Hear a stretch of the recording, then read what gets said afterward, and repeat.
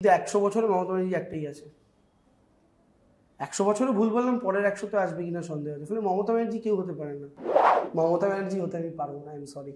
মমতা বন্দ্যোপাধ্যায় একজনই হন, তিনি আমার কাছে পূজ্য। রামকৃষ্ণ কি কোনোদিন মা কালী হতে পেরেছিল?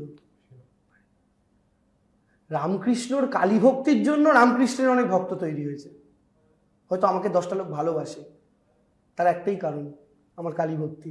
শুভেন্দু অধিকারী যে চোর, এটা এস্টাবলিশড, এটা আমাদের বলার উপরে নির্ভর করে না। কারণ আমরাও যদি কালকে বলি যে শুভেন্দু সাধু, আমরা ভুল বলেছিলাম জানেন তো, মানুষ আমাদেরকে তাড়া করবে ঝাঁটা নিয়ে।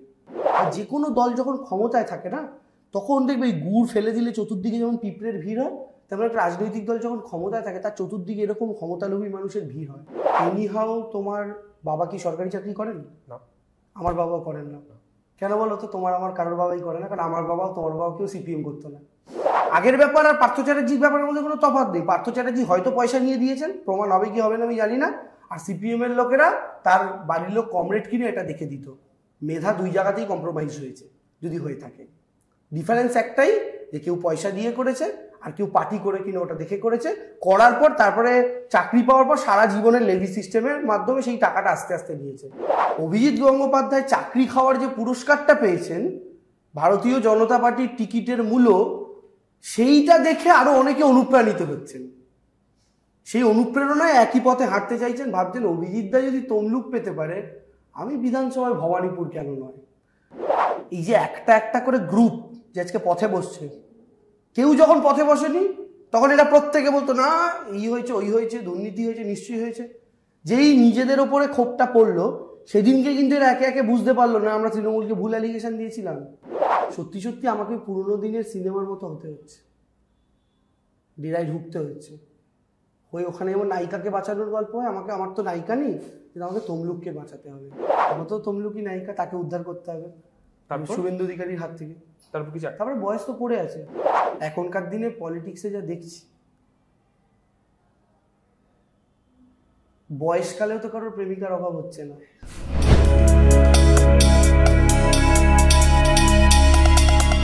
নমস্কার, হিন্দুস্তান টাইমস বাংলা আমাদের স্বাগত। আজ আমরা লোকসভা নির্বাচনের ভোট পর্বে চলে এসেছি তমলুকে। আমার সঙ্গে আছেন তমলুকের তৃণমূল প্রার্থী দেবাংশু ভট্টাচার্য। তো দেবাংশু, হিন্দুস্তান টাইমস বাংলা আপনাকে স্বাগত। প্রথমেই যে প্রশ্নটা আপনাকে করতে চাই সেটা হচ্ছে যে এই যে প্রচন্ড গরমের মধ্যে কিরকম ভোটের প্রচার চলছে? দেখুন, আমাদের তো এটা দুঃখের বিষয়, শীতকালে আমরা ভোট পাই না, কেউই পাই না।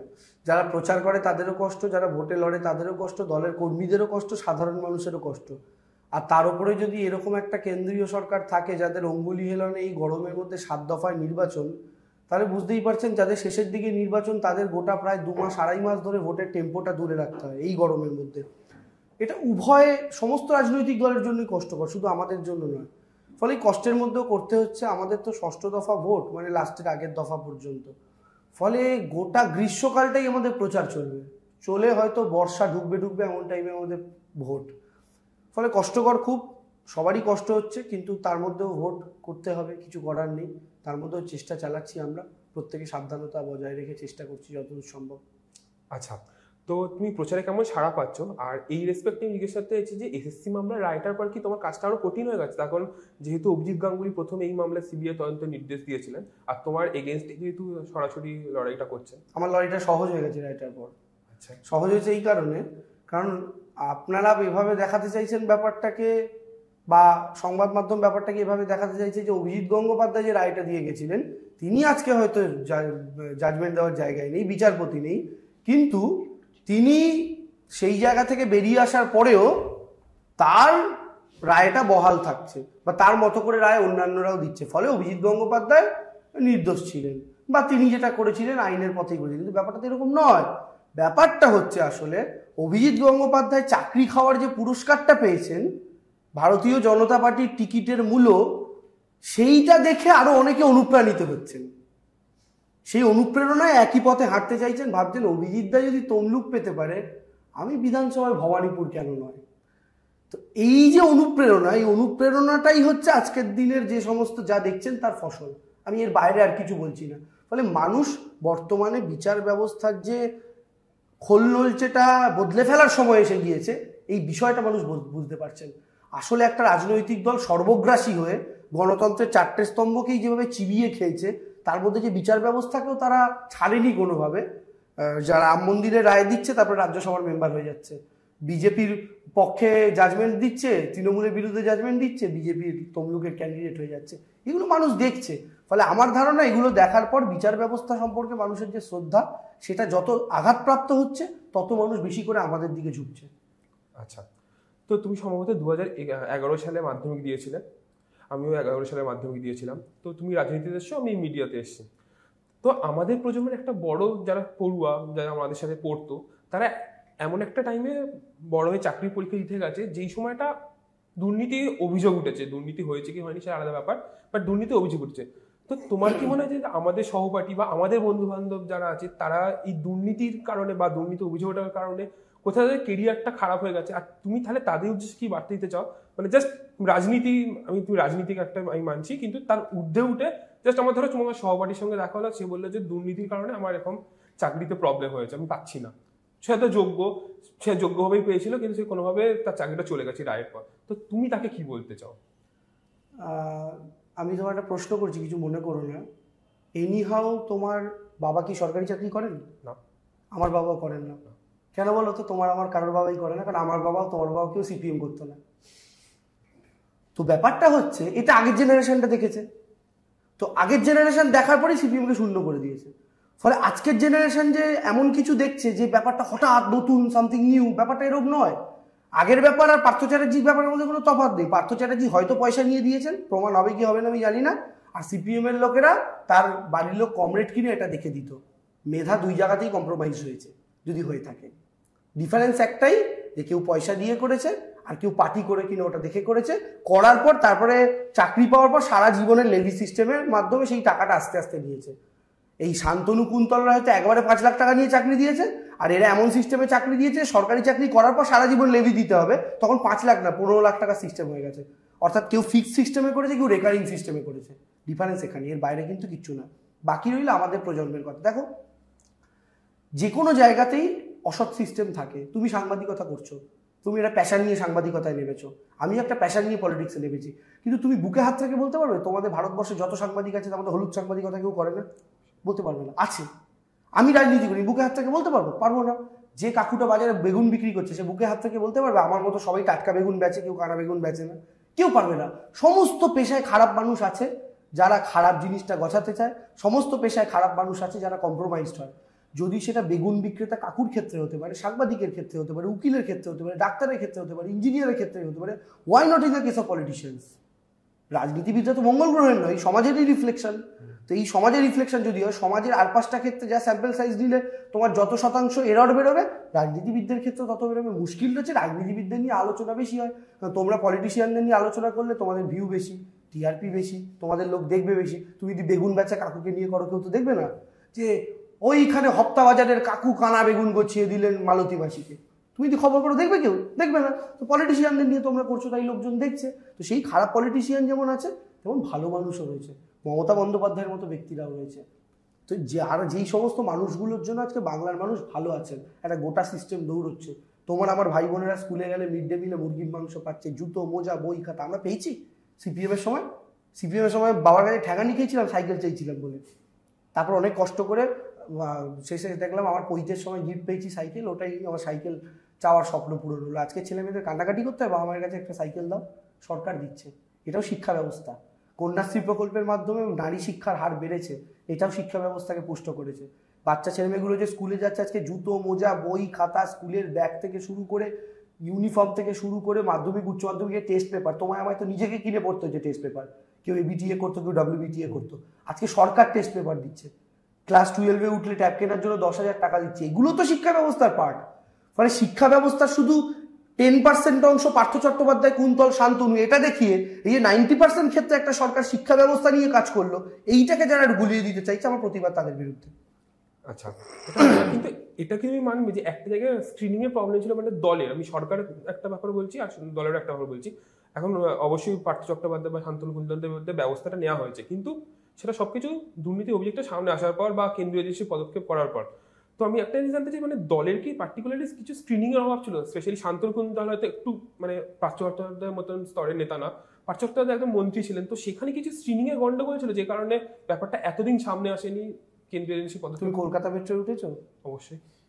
দেখবে কোনোদিন পিপি করে বাজে না ওইটা দিয়ে ঢুকলেও, ওটা এমনি লাগানো থাকে, কেন লাগানো থাকে আমরা জানি না, কোনো কাজ হয় না, তবু লাগানো থাকে। দেখবে মেট্রোয় ঢুকতে গেলে তোমাদের আমায় ঢুকতে হয় না, সবাই ঢুকে যাচ্ছে, কেউ বোম নিয়ে কোন দিন ঢুকে যাবে। তো স্ক্রিনিং এর প্রবলেম না, মেশিন সব জায়গাতে সবসময় যে স্ট্রংলি কাজ করবে তা নয়।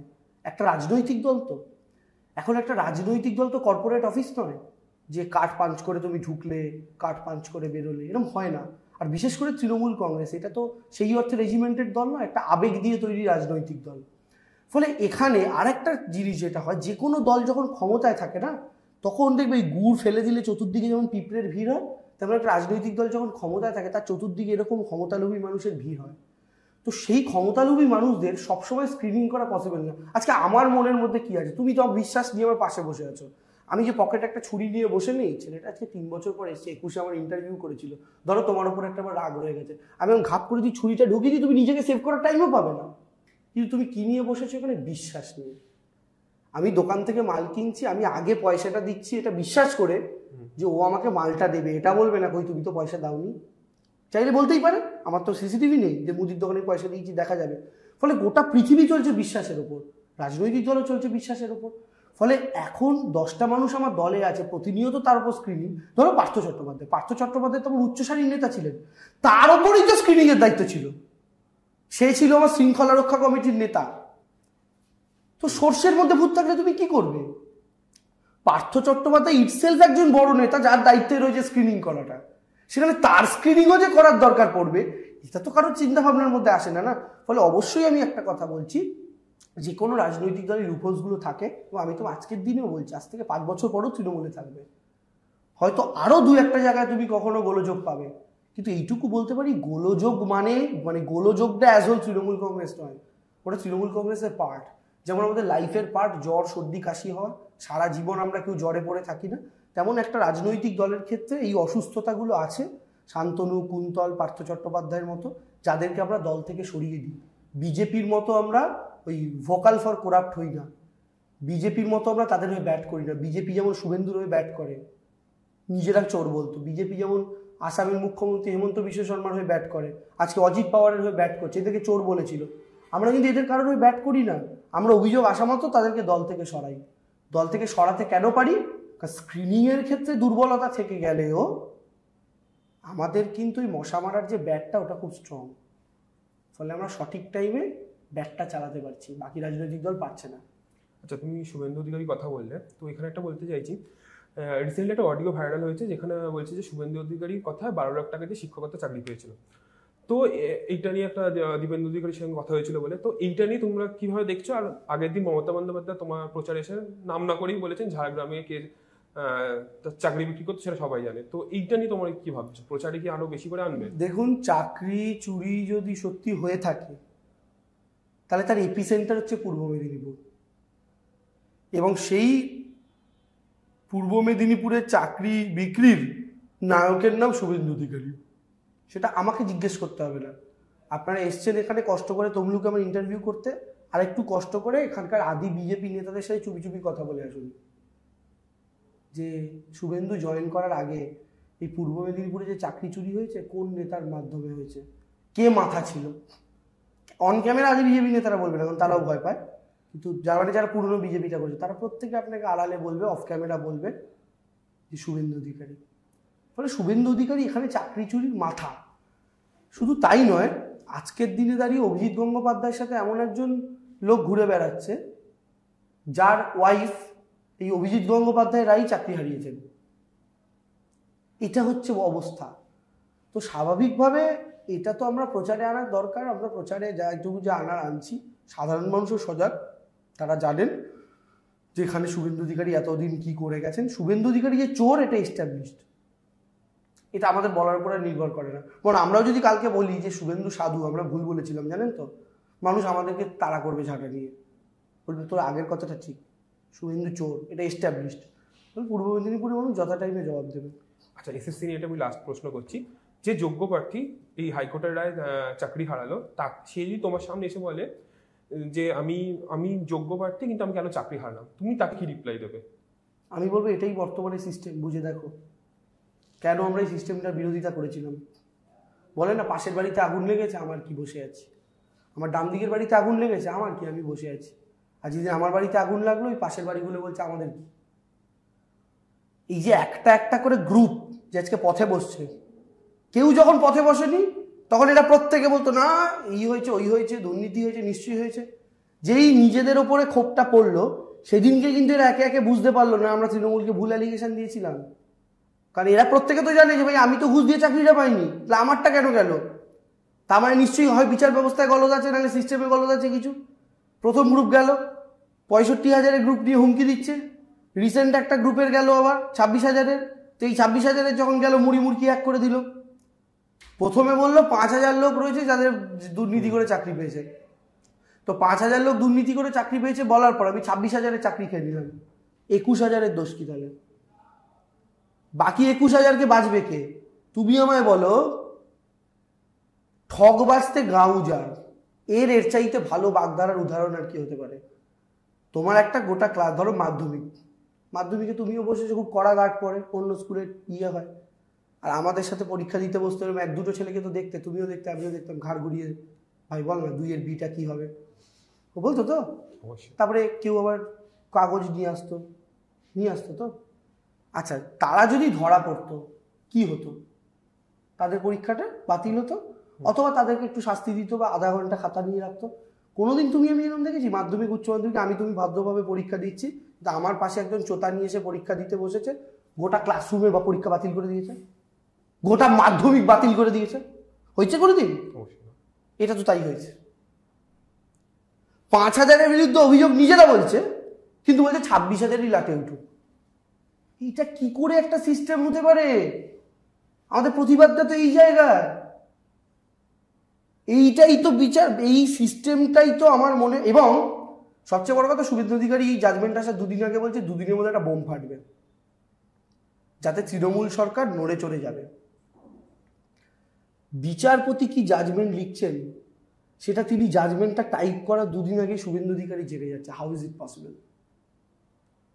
তাহলে কি আমি ঠিকই বললাম যে অভিজিৎ গঙ্গোপাধ্যায়কে দেখে অনুপ্রাণিত হওয়ার সংখ্যাটা আস্তে আস্তে বাড়ছে? সবাই এমপি এমএলএ হতে চাইছেন। কিন্তু এই জাজমেন্টটা যদি 4 জুনের পর হতো, হয়তো অন্য জাজমেন্ট হতো। কারণ 4 জুন তো অভিজিৎ গাঙ্গুলি হেরে যাবেন এখান থেকে। তখন অনেকে আবার ভাববেন যে সবটাই শুধু বিজেপির মূল্য দেখানোর উপর নির্ভর করছে না, ফাইনাল ডিসিশন তো জনতার আদালত নেবে, ওটা অনেকে ভুলে যাচ্ছেন। 4 জুন হয়ে গেল, ওটা এস্টাবলিশড হয়ে যেত, তখন হয়তো জাজমেন্ট একটু অন্য।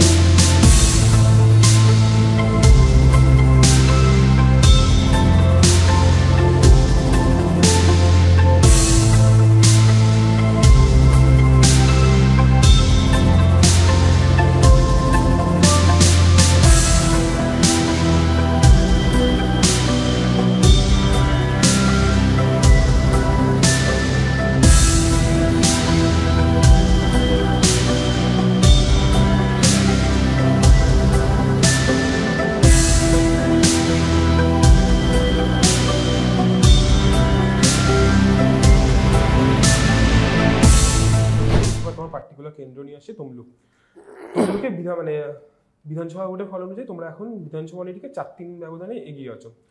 নন্দীগ্রামে হেরেছিল, সেটা আবার তোমরা বিভিন্ন অভিযোগ 21 ভোটে এগিয়ে আছি। আচ্ছা, 21 ভোটে এগিয়ে আছো। তো সেক্ষেত্রেই বলছি যে তুমি শুভেন্দু অধিকারী যবে থেকে বিজেপিতে জয়েন করেছে তবে থেকে তার সমালোচনা করছো। তো তুমি বলতে গেলে যে একদম শুভেন্দু অধিকারী ডেরা এসে তুমি লড়ছো। তো এইটাকে তুমি কিভাবে মোকাবিলা করে তুমি অভিজিৎ গাঙ্গুলিকে হারাতে চাও, মানে তোমার স্ট্র্যাটেজিটা কি? আগেকার দিনের বাংলা সিনেমাগুলো মনে আছে 90s-এর? প্রসেনজিৎ, রঞ্জিত মল্লিক, দেখবে সব গুন্ডাদের একটা ডেরা হতো, যেটা সিনেমার লাস্ট সিনটা হতো। ওই ডেরাতে কিছু রকম বাক্স সাজানো থাকতো, ঠিক কি না? তো সেই ডেরা মানে হচ্ছে একটা এরকম অন্ধকার গোল জায়গা রয়েছে, যেখানে এক্সস্ট ফ্যান চলছে একটা আস্তে আস্তে স্লো মুভমেন্টে, তার ছায়াটা মাটিতে পড়ছে। সেখানে এসে সাধারণত নায়িকাকে বেঁধে রেখেছে কি নায়িকার বাবাকে বেঁধে রেখেছে, হিরো এসে সেখান থেকে তাদেরকে মুক্ত করতো।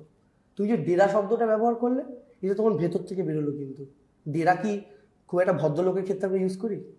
খুব কম ইউজ করি আমরা সাধারণত। মানে ডেরা শব্দটা যে মানে একটা এমন জায়গাটা, জমায়েতের জায়গাটা, এমন একটা জায়গা যেখানে একজনের দাপট রয়েছে, এরকম একটা জায়গা হিসেবে ব্যবহার করি। কিন্তু দাপট কাদের হয়? ভদ্র মানুষের দাপট আমি শুনিনি জীবনে। এখন মুশকিলটা হচ্ছে, সত্যি সত্যি আমাকে পুরোনো দিনের সিনেমার মতো হতে হচ্ছে, ডেরায় ঢুকতে হচ্ছে। ওখানে যেমন নায়িকাকে বাঁচানোর গল্প হয়, আমার তো নায়িকা নেই, কিন্তু আমাকে তমলুককে বাঁচাতে হবে। তমলুকই আমার সিনেমার নায়িকা, কারণ আষ্টে পিষ্টে দড়ি দিয়ে বেঁধে রেখেছে তমলুককে এবং কষ্ট দিচ্ছে। এটা মেনে নেওয়া যাবে না। তাদেরকে মুক্ত করতে হবে, উন্নয়নের খোলা হাওয়ায় যেন শ্বাস নিতে পারে সেই ব্যবস্থা করে দিতে হবে, আর গুন্ডাকে জেলে পাঠানোর ব্যবস্থা করতে হবে। ওই লাস্ট মোমেন্টে যেমন দেখো না পুলিশ ঢুকে পড়ে, হ্যান্ডস আপ, ঠিক আছে? ওরকমভাবে লাস্ট মোমেন্টে যেন পুলিশ ঢোকে রাজনৈতিকভাবে। আচ্ছা, তো তুমি তমলুক থেকে জিতলে, তো তুমি তমলুকের জন্য কি কি করতে চাও? অনেক কিছু। একটা লোকসভার জন্য কি কি করতে চাই ওটা এক কথায় বলা সম্ভব নয়। বিধানসভা স্পেসিফিক অনেক কিছু রয়েছে, এক একটা জায়গার এক এক রকম পসিবিলিটিস রয়েছে, সেগুলোকে এক্সপ্লোর করতে চাই। অনেক সম্ভাবনা রয়েছে। ময়নার ক্ষেত্রে ফিশারি কেন্দ্রিক অনেক সম্ভাবনা রয়েছে, পানের ব্যবসা রয়েছে, যেগুলোকে সাপোর্ট দেওয়া যায়। প্লাস নতুন জেনারেশনের ছেলেমেয়ের জন্য অনেক ইন্ডাস্ট্রি নিয়ে চিন্তাভাবনা করা যেতে পারে, যেগুলো অলরেডি আমার কথা চলছে। কিছু বিশেষজ্ঞদের সাথে আমি এর মধ্যেই কথা বলা শুরু করেছি। অনেক প্ল্যানিং রয়েছে। Plus state government, central government উভয়ের হেল্প নিয়ে গোটা তমলুক জুড়ে অনেক কিছু আরও করার প্ল্যানিং রয়েছে। প্লাস আমার সর্বোপরি যেটা করার ইচ্ছা রয়েছে, একটা এমপি হেল্পলাইন থাকবে, যে এমপি হেল্পলাইনটা 24 ঘন্টা কাজ করবে, যার কাজ হবে এলাকার মানুষের বিপদে আপদে, মেডিকেল এমার্জেন্সি থেকে শুরু করে কোনো সরকারি সুযোগ সুবিধা পাচ্ছে না, ওই একটা নম্বরে কল করে তার হেল্প পেতে পারে এমপির অফিস থেকে সরাসরি। এটা আমার করার ইচ্ছা রয়েছে। এছাড়াও অনেক কিছু করার ইচ্ছা রয়েছে। তবে এইটুকু বলতে পারি, আমরা জেতার পর তমলুক লোকসভাটাও দ্বিতীয় ডায়মন্ড হারবার হবে, অর্থাৎ 5 বছর পর বিজেপি প্রার্থী খুঁজে পাবে না, এটা নিশ্চিত থাকুন। আচ্ছা, তো এক্ষেত্রে একটা বলছি, আগের দিন মমতা ব্যানার্জি এসেছিলেন, 1984 সালে উনি যাদবপুর থেকে দাঁড়িয়ে জিতেছিলেন। তো উনি মানে কথাটা ডিরেক্ট বা ইনডিরেক্ট যেভাবে হোক উনি বুঝতে চেয়েছেন যে আপনি 1984 সালের মমতা ব্যানার্জি হয়ে উঠবেন। তো আপনি নিজে কি সেটা বিশ্বাস করেন? আর ওই কথাটা কতটা আপনাকে অ্যাকচুয়ালি অনুপ্রেরণা জুগিয়েছে যে এই লড়াইটার জন্য? অনুপ্রেরণা তো বটেই, কিন্তু 100 বছরে মমতা ব্যানার্জি একটাই আছে। 100 বছরে ভুল বললাম, পরের 100তে আসবে কিনা সন্দেহ আছে। ফলে মমতা ব্যানার্জি কেউ হতে পারে না। মমতা বন্দ্যোপাধ্যায় শুধু সোমনাথ চট্টোপাধ্যায়কে হারিয়েছিলেন বলে তিনি মমতা ব্যানার্জি নন, তাহলে তো তিনি 1984তেই মুখ্যমন্ত্রী হতেন। মমতা বন্দ্যোপাধ্যায় হয়েছেন কারণ তিনি রক্ত ঝরিয়েছেন, মৃত্যুর মুখ থেকে ফিরে এসেও লড়াই থামাননি। মমতা বন্দ্যোপাধ্যায় হয়েছে কারণ বাংলার প্রতিটা কোণা থেকে যেখানে ইনজাস্টিসের আওয়াজ উঠে এসেছে সেখানে তিনি ছুটে গিয়েছেন, দৌড়ে গিয়েছেন, কম্প্রোমাইজ করতে শেখেননি। আজকের পৃথিবীতে কম্প্রোমাইজ করাটা একটা খুব ইজি ব্যাপার হয়ে গিয়েছে। সেরকম কম্প্রোমাইজড একটা পৃথিবীর বুকে দাঁড়িয়ে একটা মমতা বন্দ্যোপাধ্যায় হতে পারা অনেক কঠিন কাজ। সেটা আমার দ্বারা সম্ভব নয়, আমি পারবো না। মমতা ব্যানার্জি হতে আমি পারবো না, I am sorry. Mamata Bandyopadhyay একজনই হন, তিনি আমার কাছে পূজ্য। রামকৃষ্ণ কি কোনোদিন মা কালী হতে পেরেছিল? রামকৃষ্ণর কালী ভক্তির জন্য রামকৃষ্ণের অনেক ভক্ত তৈরি হয়েছে। হয়তো আমাকে 10টা লোক ভালোবাসে, তার একটাই কারণ আমার কালী ভক্তি। কিন্তু রামকৃষ্ণ কোনোদিন মা কালী হতে পারেননি, হওয়ার চেষ্টাও করেননি। আমাদেরও সে ধৃষ্টতা নেই।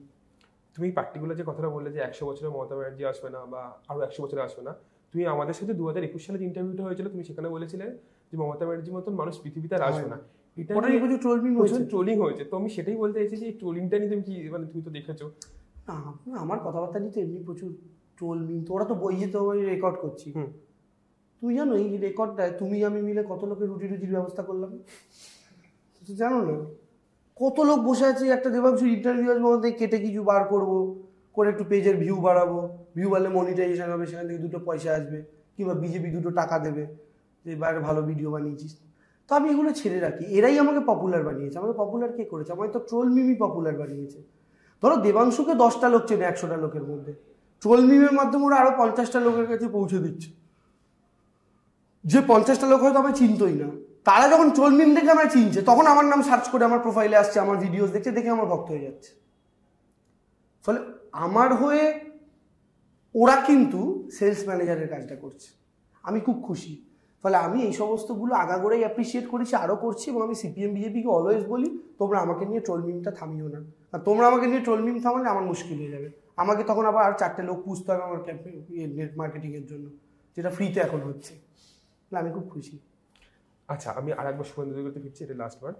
তোমরা শুভেন্দু অধিকারী বলো স্টেট বলো চোর, বা রাজীব বন্দ্যোপাধ্যায়ের ক্ষেত্রে সেটা প্রযোজ্য, এককালে বলছো। তো সেক্ষেত্রে আমি এটাই বলতে চাইছি যে ওরা যখন বিজেপিতে গেছে তোমরা তখন তাদের চোর বলছো। এবার এটা একটা বিরোধী তরফ থেকে অভিযোগ হতে যে তোমরা বলো যে ওয়াশিং মেশিন, মানে এখান থেকে তৃণমূল থেকে বিজেপিতে গেলে সব সাফ।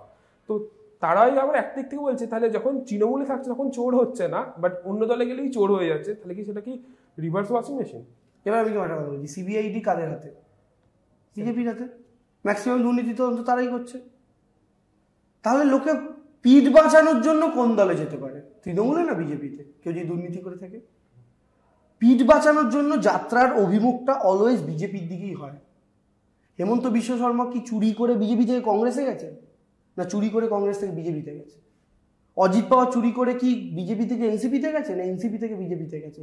রেড্ডি ব্রাদার্সটা কোন দল থেকে বিজেপিতে গেছে, মানে বিজেপিতে গেছে না বিজেপি থেকে অন্য দলে গেছে? সেরকম শুভেন্দু চুরি করে বাঁচার জন্য বিজেপিতে গেছিল। বিজেপি থেকে যখন অর্জুন সিং এর মতো লোকেরা ব্যাক করছে, তারা কি চুরি বাঁচাতে ব্যাক করছে? না, তারা বুঝতে পারছে পায়ের তলার মাটি বিজেপিতে নেই, তাই পায়ের তলার মাটি খুঁজে পাওয়ার জন্য তৃণমূলে ব্যাক করছে।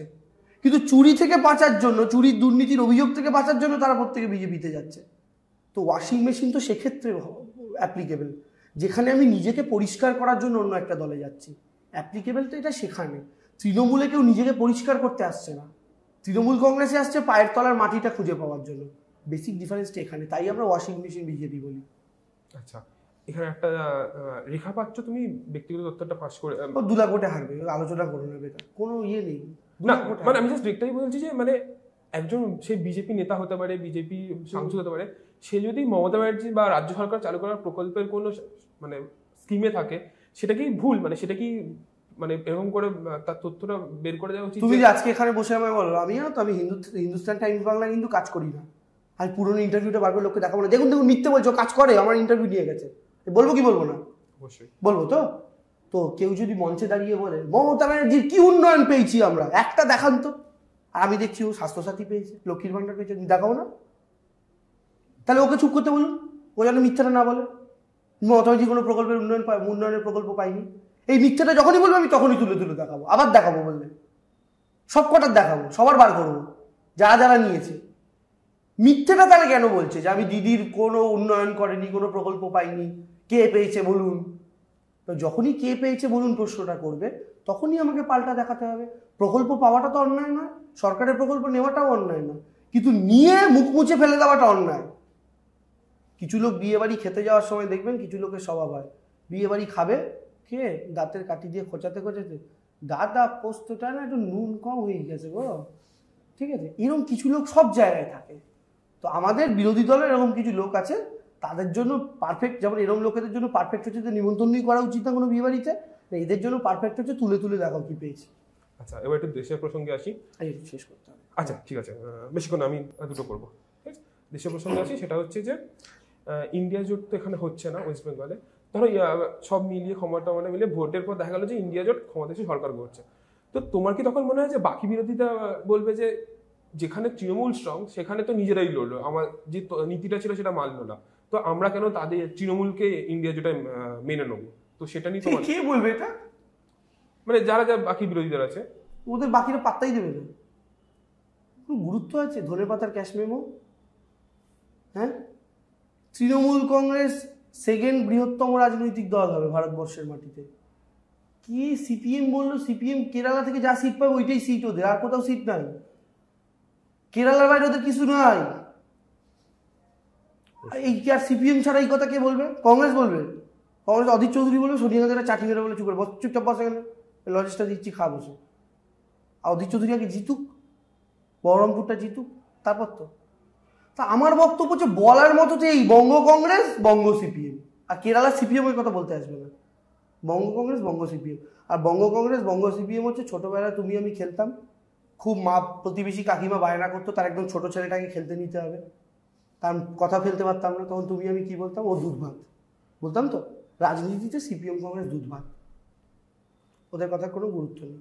আচ্ছা ঠিক আছে, এবার শেষ প্রশ্ন। তুমি একটা কথা বলেছিলে যে নায়িকাকে বাঁচাতে নায়ক উদ্ধার করছে, তো এটা জাস্ট নর্মালি প্রশ্ন করছি, মানে কোনো রাজনৈতিক না। তোমার লাইফে এই এত প্রচার চাপের মধ্যে নায়িকাটা কখন আসবে? এই তমলুক এসে গেছে, তমলুকি নায়িকা, আপাতত তমলুকি নায়িকা, তাকে উদ্ধার করতে হবে তারপর শুভেন্দু অধিকারীর হাত থেকে। তারপর কি তারপরে বয়স তো পড়ে আছে, সবে তো 28, তোমারও মনে হয় তাই হবে, 28-29 হবে, তো বয়স তো পড়ে আছে এখন, এত তাড়াহুড়ো কিসে? দেখো আমি একটা কথা বলি, এখনকার দিনে পলিটিক্সে যা দেখছি, বয়সকালেও তো কারোর প্রেমিকার অভাব হচ্ছে না, ফলে আমাদের তো সবে 28,